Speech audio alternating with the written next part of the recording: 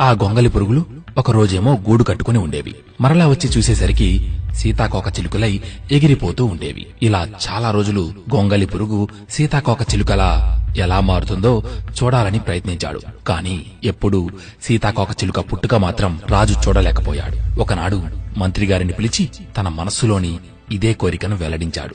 మంత్రి విని వెంటనే ఆ గొంగలి పురుగులు ఉన్న చెట్టు దగ్గర భటులను నియమించి సీతాకోక చిలుక పుట్టే సమయాన్ని మాకు తెలియజేయండి అని ఆదేశించాడు. భటులు అలాగే అని గొంగలి పురుగులు ఉన్న చెట్టు దగ్గర కాపలా కాచి సీతాకోక చిలుక పుట్టే సమయాన్ని మంత్రిగారికి తెలియజేయగా హుటాహుటిన రాజుగారిని వెంటబెట్టుకుని ఆ మంత్రి ఉద్యానవనానికి వెళ్లాడు.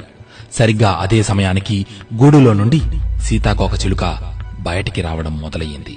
గూడులో నుండి మెల్లమెల్లగా సీతాకోక చిలుక బయటకు రావడం చూసిన మహారాజు అయ్యో ఎంత కష్టపడుతోందో పాపం అనుకుని దగ్గరికి వెళ్లి ఆ గూడుని తన దగ్గర ఉన్న చాకుతో చిన్నగా కోసి సీతాకోక చిలుకకి ఏమీ కాకుండా బయటకు వచ్చేలా ప్రయత్నం చేశాడు. అయితే ఆ సీతాకోక చిలుక బయటకు వచ్చి క్రింద పడిపోయి గిలగిలా కొట్టుకుంటోంది. అది చూసి అయ్యయ్యో ఇది ఎగరలేకపోతోంది అని తన చేతుల్లోకి తీసుకుని దాన్ని పైకి ఎగరేశాడు. అయినా ఆ సీతాకోక చిలుక ఎగరలేక క్రింద పడిపోయి మళ్లీ ఎగరడానికి ప్రయత్నిస్తూ ఉంది. కాని రెక్కలు విచ్చుకోకపోవడంతో అలా తన్నుకొని అది చనిపోయింది.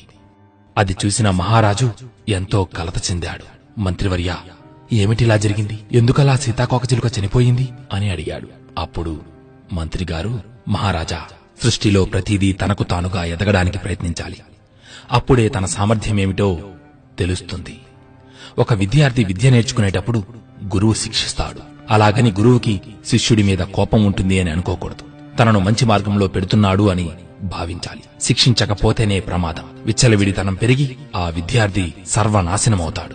అలాగే ప్రకృతికి లోబడి జీవులు బ్రతకాలి. అది కష్టపడుతోంది అని అనుకుని మీరు సాయం చేయబోయారు. చివరికి చనిపోయింది.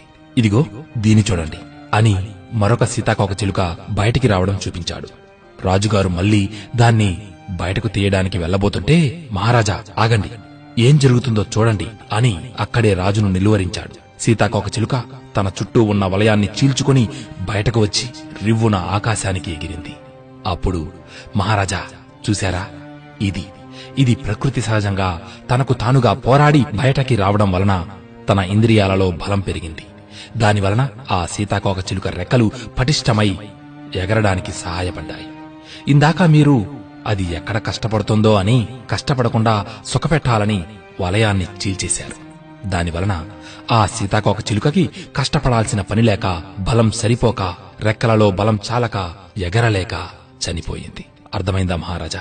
ప్రతి జీవికి పరమాత్మ స్వయం శక్తిని ఇచ్చాడు. ఆ శక్తిని ఎవరికి వారే తెలుసుకోనివ్వాలి. అలా కాకుండా ఎక్కడ కష్టపడతారో అని ఆ జీవి కష్టం కూడా మనమే పడితే వారి జీవితాన్ని నాశనం చేసిన వారమవుతాం. మంత్రి మాటల్లోని మర్మాన్ని గ్రహించిన మహారాజు ఆయనకు కృతజ్ఞతలు తెలిపి సన్మానించి బహుమతులు ఇచ్చాడు. ఈ కథ నేటి తల్లిదండ్రులకు సరిగ్గా అతికినట్లు సరిపోతుంది. పిల్లలపై చూపే అతి గారాబం, అతి ప్రేమ వారి యొక్క నాశనానికే తప్ప వికాసానికి దారితీయదు. శిక్ష ఎక్కడుంటుందో అక్కడే ప్రేమ కూడా ఉంటుందని మనం గ్రహించాలి.